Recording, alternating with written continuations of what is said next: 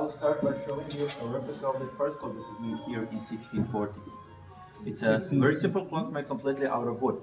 And inside there are 3 wooden wheels as a mechanism. Down here we have a stone for weight, which you have to wind up at least 2 times every day. And on the top there is a wooden beam as a balance to adjust the speed of the clock, because pendulums weren't known back then. And also, as you can see, this one has only 1 hand. So sometimes they had to do a little guessing with the time. So can you tell me what time you're showing now?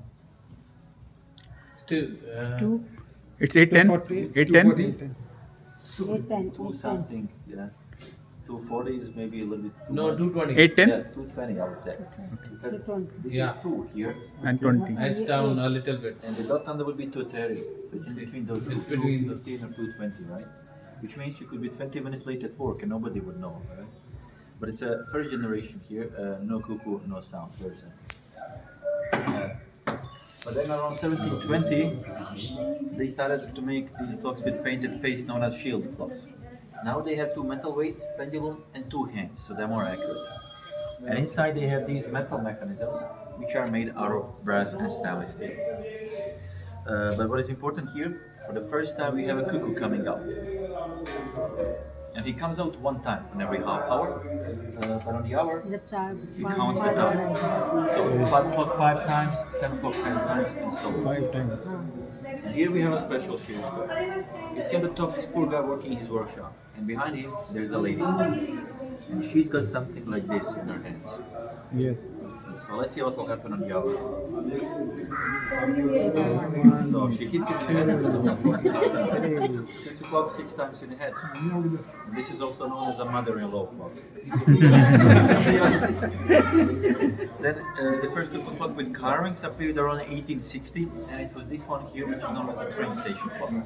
It was at the time when trains started coming to the Black Forest, and also the design on the front represents railway tracks.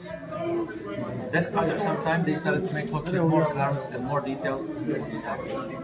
And to make something like this it takes around 6 to 8 weeks. And now let's see how they're made. First step is to choose the wood. And this is known as a lime, some call it basswood or wildenwood, it's all the same. It's a very soft wood ideal for carving, which has to be dried for around 4 years. Once the wood is dried, we take a stencil, put it onto the wood, and spray the shapes which we have to cut out. And these shapes are cut out using a saw. It is the only part of clock making where machinery is used. Everything else is done by hand. Once the shapes are cut out, we have something like this, and then we can start to carve. And carvings are done by local people here in the Black Forest, mainly during the winter months, there's some extra money. And they are using around 40 different tools and chisels, similar to these ones we carve. Sometimes we also use tools like this one here. For inspiration. So with a little bit of inspiration, the right tools, we have carvings like this. Nowadays we have different families doing different carvings here in the Black Forest. So each person will do a different part. For example, one person will do this front frame, and the other one will do the top part. At the end, they are all sent to the assembly point where they fit it onto this basic house. So we have a front frame like this. And on the top, of the curtain. This is how a front face of a small clock looks. But this is not all. Inside we have to put the mechanisms. And there are 4 different types of them. This one here we call one-day mechanism. And that means you have to wind it up at least 1 time every day.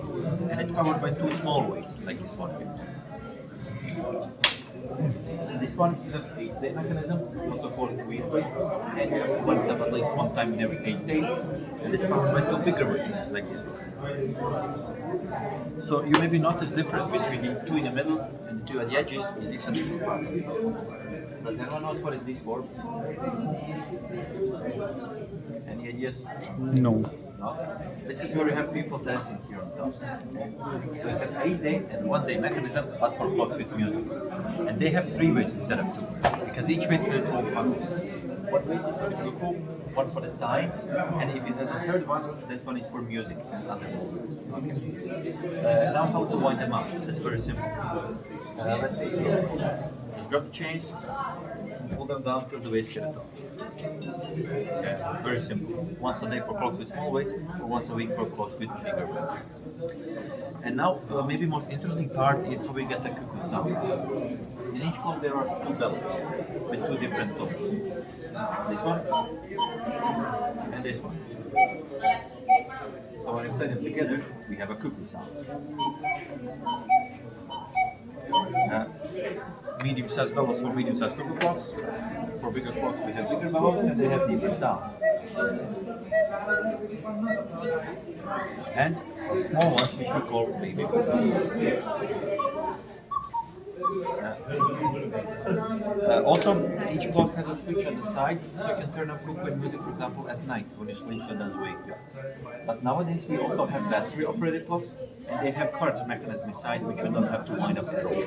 You'll recognize them by looking at the weights. They have weights which are made out of wood or plastic to their very left. They're just for decoration.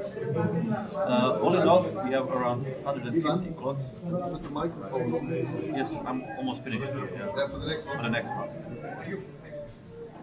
Okay, so we have around 150 clocks here. They all have 2 years international warranty. In India, we have 2 service stations in Mumbai and Bangalore. Okay, so if anything happens, you can always service it there.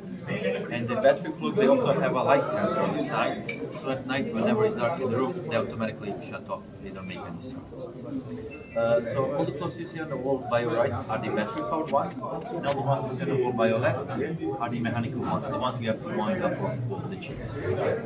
So that will be all for me. Thank you for your attention. Thank you.